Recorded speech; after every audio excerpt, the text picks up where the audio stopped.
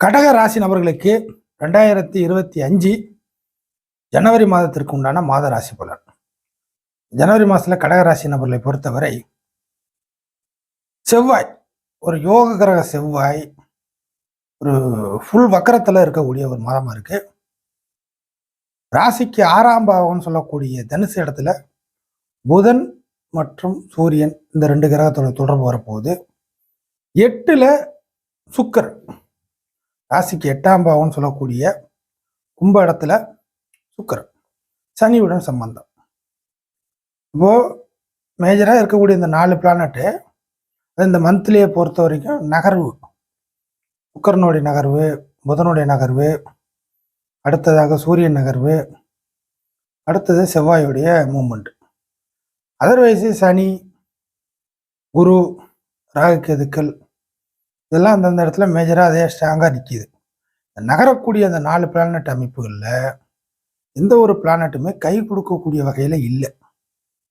இது மேஜர்.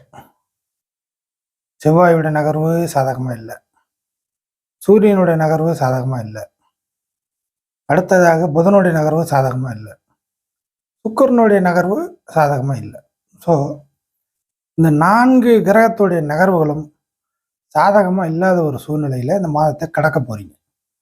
அப்போது ஒரு அஸ்ட்ராலஜி ரீதியாக என்ன விஷயத்தை தெரிஞ்சுக்கிட்டீங்கன்னா நீங்கள் எந்த விஷயத்தில் போய் உள்ளே ரொம்ப இறங்கி மாட்டாமல் இருக்கலாம் அப்படிங்கிறதான் ஒரு அர்த்தமான பலனாக எடுத்துக்கலாம். மேஜராக இந்த மாதத்தை பொறுத்த வரைக்கும் நீங்கள் ஏதாச்சும் ஒரு விஷயத்தை புதுப்பிக்கிறது, இல்லை புதுசாக உருவாக்குவது, புதிதாக மாறுவது, புதிதாக செயல்பாட்டு கொண்டு வருவது அப்படிங்கிற ஒரு விஷயம். ஏன்னா இந்த ஜனவரி மாதம் தை மாதம் பிறக்கும். பொதுவாக தை பிறந்தால் வழி பிறக்கும், தை நல்ல மாதம் இப்படிலாம் அது மேலே பழிய போட்டுட்டு களத்தில் இறங்கி பொருள் நஷ்டம், உழைப்பு நஷ்டம், அடுத்தவங்களோட நம்பிக்கை நஷ்டம் இப்படிங்கிற சுச்சுவேஷன்லாம் போய் செய்ய வேணாங்கிறது தான் இவ்வளோ விஷயத்த பேசுகிறோம். அதனால் எந்த ஒரு விஷயத்தையும் நியூவாக எதுவும் செய்ய வேண்டாம் இந்த ஜனவரி மாதம். இல்லை தை வருது, தை பாதி இருக்குது, அந்த அடுத்தது கடைசியில் பண்ணிக்கலாங்கிறதெல்லாம் அடுத்த பிப்ரவரியில் பார்த்துக்கலாம். ஆக ஜனவரி மாதத்தில் கடகராசி நபர்கள் ஒரு நியூவாக எதையுமே நீங்கள் செயல்பாட்டு கொண்டு வர வேண்டாம்.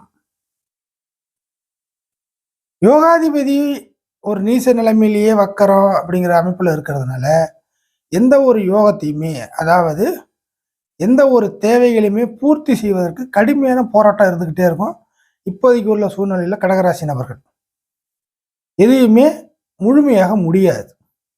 அதில் பாதி, இதில் பாதி, அதில் கொஞ்சம், இதில் கொஞ்சம், அது ஆரம்பித்து அப்படி போயிட்டுருக்கு, இது இன்னும் ஆரம்பிக்கவே இல்லை, இது இப்படி போயிட்டுருக்கு, இப்படிங்கிற மாதிரி எல்லாத்துலேயுமே பிகினிங் மட்டும்தான், பிள்ளையார் சொல்லி போட்ட கணக்கு மட்டும்தான் இருக்கும். அதுக்கப்புறம் எதுவுமே இருக்காதுங்கிற ஒரு சூழ்நிலையில் கடகராசி நபர்களை பொறுத்தவரை இந்த மாதத்தில் எல்லாமே ஒரு யோகம் நடக்கிறதுக்கு, ஒரு தேவை ஃபுல்லாக பூர்த்தி செய்வதற்கு, இல்லை உங்களுடைய விருப்ப ஆசைகளை நிறைவேற்றி கொள்வதற்கு கொஞ்ச காலமாக போராட்டத்தில் தான் இருக்கிறீங்க. இருப்பினும் இந்த மாதத்தை பொறுத்த வரைக்கும் கடுமையான வக்கர அமைப்பு இருக்கிறதுனால எதையுமே முழுமையாக இல்லாமல் எல்லாமே பாதியிலேயே போயிட்டுருக்கு அப்படிங்கிறதான் நடக்கும். ஸோ இந்த மாதத்தை பொறுத்த வரைக்கும் ஒரு பிரில்லியண்டாக எதையுமே நீங்களாகவே முடிச்சிடவும் கூடாது, அதுவும் முடியாது. நம்மளே இந்த விஷயத்த ஒரு இடத்துல பணம் கொடுத்து ஒரு விஷயத்த முடிக்கணும் அப்படின்னு மாதிரி இருந்துச்சுன்னா, சரி பணத்தை எங்கேயாச்சும் கடனை வாங்கி போட்டு மொத்தமாக முடிச்சு விட்றலாம் அப்படின்னு களத்தில் இறங்கிட்டிங்கன்னா முடித்த மாதிரி தெரியும். ஆனால் அதில் பின்னாளில் பிரச்சனை வரும். ஏன்டா தேவையில்லாமல் கடனை வாங்கி போட்டு முடித்தோம் அப்படிங்கிற ஒரு கேள்வி உங்கள் மனசுக்குள்ளே ஓட ஆரம்பிச்சிடும். ஆக நீங்களாகவும் சில விஷயத்தை முடிவு கொண்டு வரக்கூடாது, தானாகவும் சில விஷயங்கள் முடிவுக்கு வராது. ஆக முழு யோக அமைப்புகள் கடகராசிக்கு இந்த மாதத்தில் இல்லை அப்படிங்கிறத டிஃபால்ட்டாக எடுத்துக்கலாம். அண்ணன் தம்பி விஷயத்தில் ஒன்றும் அந்தளவுக்கு ஃபேவர் இல்லை. பூமி யோகா அமைப்பு, ரியல் எஸ்டேட் அந்த விஷயத்தில் யோகம் இல்லை. கட்டடம் சம்மந்தப்பட்ட விஷயத்தில் அந்தளவுக்கு யோகா அமைப்புகள் இல்லை. இரத்த உறவுகள் சம்மந்தப்பட்ட விஷயத்தில் யோகா அமைப்புகள் இல்லை. வாரிசுகள் அடிப்படையில் யோகா அமைப்புகள் இல்லை. ஏதாச்சும் ஒரு விஷயத்த டிரான்ஸ்ஃபர் பண்ணணும், மாற்றி அமைக்கணும், யோகா அமைப்புகள் கிடையாது. குடுக்கல் வாங்கல் ஆரம்பிக்கணும், யோகா அமைப்புகள் இல்லை. இந்த மாதிரி செவ்வாய் உடனடியாக ஒரு யோகத்தை கொடுக்கும். கடகராசி நபர்களை பொறுத்தவரை செவ்வாய் உடனடியாக ஒரு யோகத்தை கொடுக்கும். ஆனால் இப்போ செவ்வாய் சரியில்லாதனால உடனடியாக யோகத்தை கொடுக்க முடியாத கண்டிஷனில் இருக்குது. அதை நோட் பண்ணிக்கணும். இன்னும் சொல்லப்போனால் நம்பிக்கைக்கு பாத்திரமாக இது வரைக்கும் நடந்துகிட்டு இருந்த விஷயங்கள் கூட இந்த மாதம் சொதப்பல்களை சந்திக்கும். அது மனிதர்கள் வழியில் இருக்கலாம், இல்லை வேற வழியில் இருக்கலாம். இப்போ இந்த விஷயத்தில் கேர்ஃபுல். இப்போ அடுத்து 6ஆம் பாவத்தில் புதன் போகுது. 6ல் போய் புதன் 12 தான் பார்க்கும்.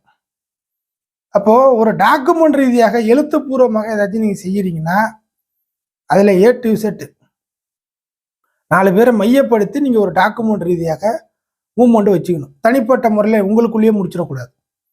புரியுதுங்களா? ஒரு எழுத்துப்பூர்வமாக ஒரு விஷயத்துக்கு போகிறீங்கன்னா ஊருக்குள்ளே தெரிஞ்சவங்கள ஒரு பொதுநலமாக இருக்கக்கூடிய, பொதுவாக பார்க்கக்கூடிய, எந்த பக்கம் உங்கள் பக்கம் தப்பு இருந்தாலுமே தப்பை தட்டி கேட்கக்கூடிய, சரி செய்யக்கூடிய இந்த மாதிரி நபர்களை வைத்து ஒரு எழுத்துப்பூர்வமாக விஷயத்தை செய்தே ஆக வேண்டும் அப்படிங்கிற கட்டாயத்தில் இருந்தீங்கன்னா அப்படி செய்யலாம். அதர்வைஸ் யார்கிட்டலாம் போய் நான் உதவியெல்லாம் கேட்க முடியாது, யாரையும் போய் எனக்கு தெரியாது, ஆனால் பார்த்து எனக்கு வந்தாவது வராட்டே போகுது, ஆனால் முடிச்சுக்கிறேன் அப்படின்னு நீங்கள் போனீங்கன்னா அதில் உள்ள குறைபாடுகள், மைனஸ்கள், சிக்கல்கள் தெரியாது. ஸோ அது நஷ்டத்தை தான் சந்திக்கிற மாதிரி இருக்குது. ஒரு வம்பு வழக்கில் மாட்டிப்பீங்க. டிஃபால்ட்டாக அதுக்கு நிறைய ஒரு பணத்தை கொடுக்குற மாதிரி மாட்டுவீங்க. இப்படிங்கிறதுலாம் உள்ளர்த்தமாக இருக்கும். தனாதிபதி சூரியன் 6ல் மறைவு. ஸோ பண ரீதியாக, உங்களுடைய வாக்கு ரீதியாக, சொல்வாக்கு, செல்வாக்கு, அடுத்து குடும்ப பொருளாதார அமைப்புகள், இந்த மாதிரி விஷயங்கள்லாம் 6ல் போகிறதுனால கொஞ்சம் அதிகமாக போயிடும். ஒரு பணத்தை எடுத்து செலவு பண்ணினா கொஞ்சம் கூடுதலாக செலவாகும்.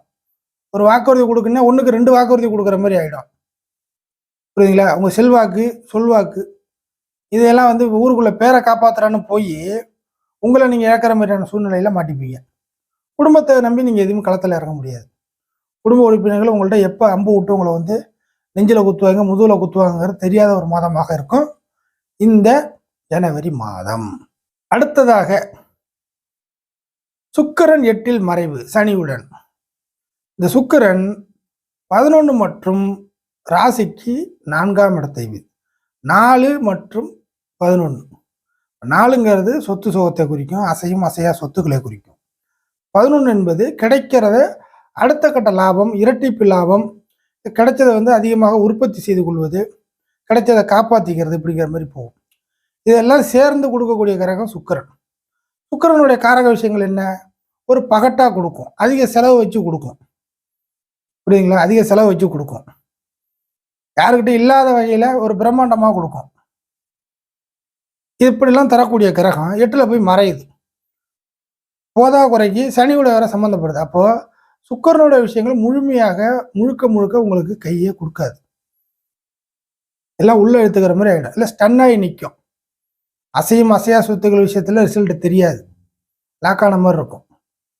ஏதாச்சும் ஒன்று கிடைச்சதை வச்சு எல்லாத்தையும் அதை பண்ணிடலாம், இதை பண்ணிடலாம், இதை அதில் செஞ்சிடலாம், அதை அதில் பண்ணிடலாம், அதை மாற்றி போட்டு பண்ணிடலாம், இதை வாங்கி அங்கே கொடுத்துடலாம், இப்படிங்கிற மாதிரி ஒரு பிரச்சனையிலேருந்து தப்பிப்பதற்கு பதிலாக ஐயோ இதுக்கு அதுவே பரவாயில்லங்க ஒரு லாக்கான மாதிரியான ஒரு ப்ராப்ளத்தில் போய் சிக்கலில் போய் மாட்டின மாதிரி ஆகிடும். யாராச்சும் நீங்கள் நம்பி இறங்குனீங்கன்னா இந்த டிசம்பர், அதாவது ஜனவரிக்கு முந்தின மாதமான 2024 டிசம்பர் வரைக்கும் யாராச்சும் உங்களுக்கு ஏதாச்சும் பண்ணிடலாம், செஞ்சு தரேன், நம்பிக்கையார் இப்படிலாம் சொல்லிட்டு இருந்தவங்க கூட இந்த மாதத்தில் பின் வாங்கிடுவாங்க.